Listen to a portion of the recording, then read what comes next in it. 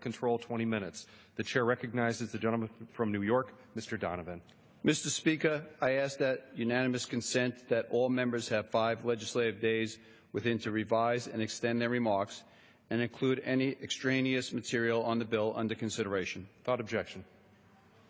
Mr. Speaker, I yield myself such time as I may consume. The gentleman from New York is recognized. I rise today in support of H.R. 3493, the Securing the Cities Act of 2015. In April 2010, the President stated, "The single biggest threat to U.S. security, both short-term, mid-term, and long-term, would be the possibility of terrorist organization obtaining a nuclear weapon." Since that time, the threat to our cities from nuclear terrorism has not abated. The rise of ISIS and the resurgence of al-Qaeda have only increased the likelihood that radiological material will fall into the hands of those who wish to harm America. Just last week, the Associated Press reported that the FBI foiled an attempt by smugglers in Eastern Europe to sell nuclear material to Middle Eastern extremist groups.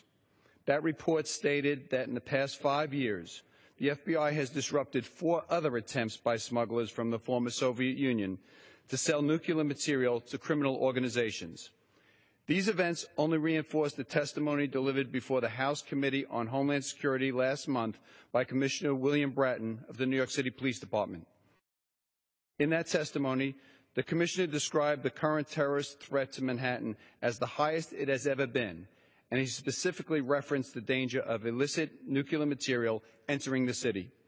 Thankfully, since the attacks of September 11, 2001, this Congress, successive administrations, and local law enforcement have partnered to build the capability to guard against this risk. In particular, the Department of Homeland Security initiated the Securing the Cities program within the Domestic Nuclear Detection Office. The Securing the Cities program provided training, equipment, and other resources to state and local law enforcement in high-risk urban areas to prevent a terrorist group from carrying out an attack using a radiological or nuclear device. The Securing the Cities program began in 2006 as a pilot program in the New York City region, which included Jersey City and Newark. Since 2007, the New York City region has purchased nearly 14,000 radiation detectors and has trained nearly 20,000 personnel. The pilot program has been so successful, it was expanded to the Los Angeles, Long Beach region in fiscal year 2012, the National Capital region in fiscal year 2014, and just last week, the cities of Houston and Chicago were announced as the fiscal year 2015 and 2016 recipients. H.R. 3493 would authorize the Securing the Cities program, which has proven its utility as a pilot program. With continued authorization, we can ensure that the extraordinary capability built by local law enforcement in conjunction with DHS does not become a hollow capability unable to effectively use at the critical moment.